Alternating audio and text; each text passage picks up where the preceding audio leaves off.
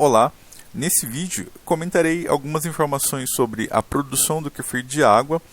A referência desse texto estará na descrição do vídeo e também no meu repositório virtual, onde eu coloco os textos que eu encontro.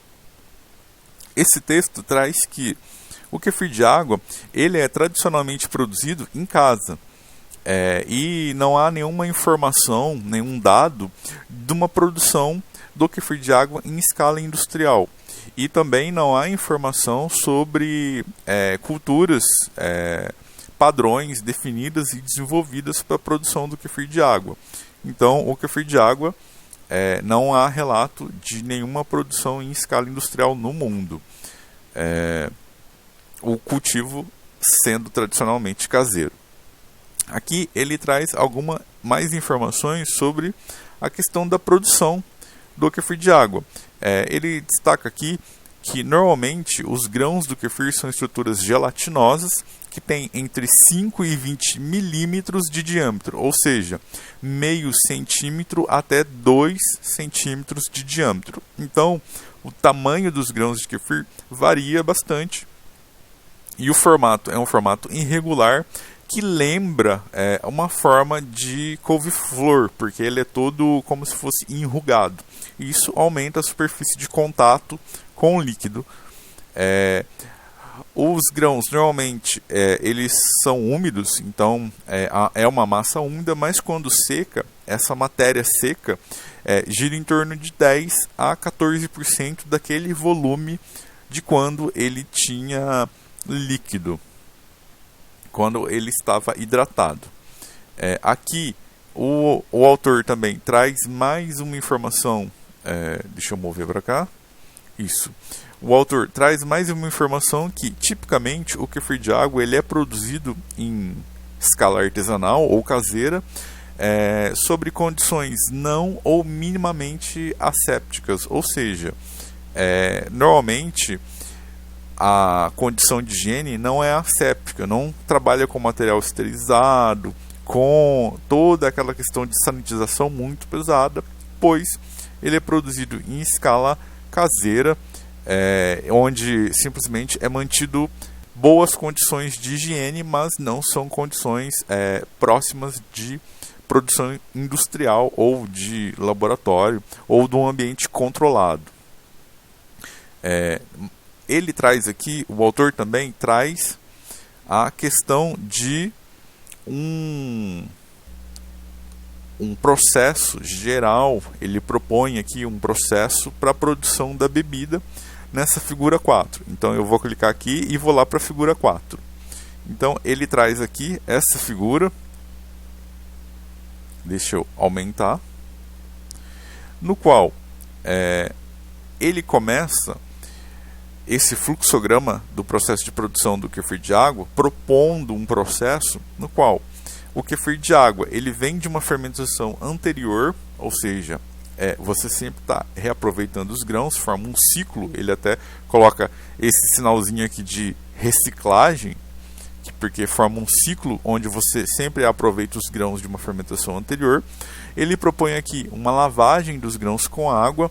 Depois a gente vai entender o porquê dessa lavagem. Na hora que a gente vem aqui, ele propõe a lavagem, lavar os grãos com água, adicionar os grãos numa solução contendo açúcar, sucrose ou sacarose, e com frutas como fonte de nitrogênio. Então, ele fala aqui da questão de em torno de 10% massa ou volume de açúcar e frutas frescas ou mesmo um extrato comumente pode ser utilizado.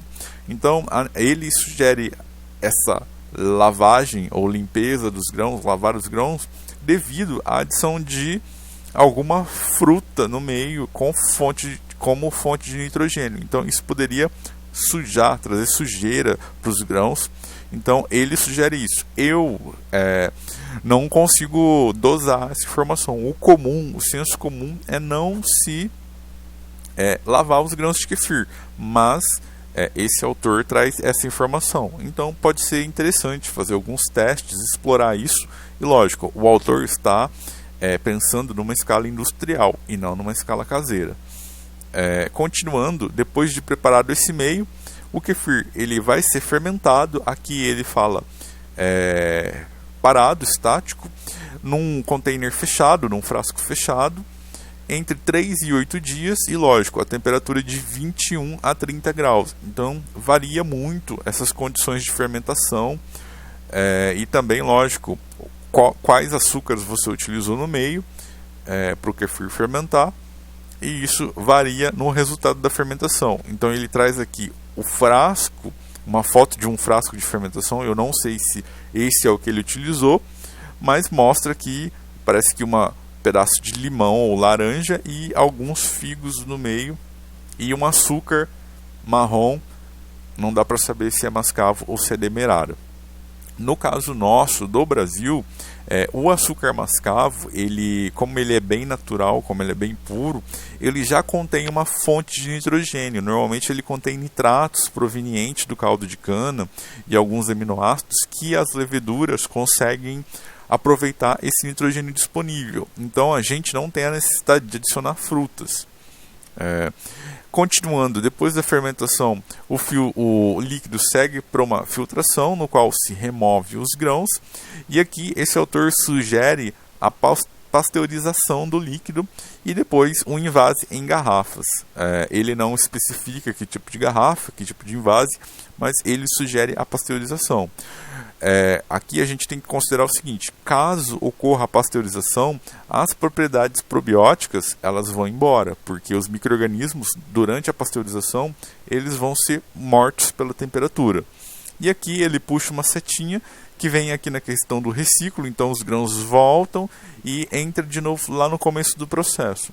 Ele não especifica muito essa etapa de invase, como que seria, se teria gás ou não. Ele só traz aqui um símbolo para trazer a questão do líquido ser pasteurizado e depois envasado. E esse é o processo geral que o autor destaca nesse texto. Eu não concordo plenamente com as coisas que estão aqui, mas é o que o autor traz. Em outros vídeos trarei mais informações desse ou de outros textos. Lembrando que a referência vai estar na descrição do vídeo, para quem quiser procurar no Google. E também eu vou colocar o arquivo no meu repositório virtual.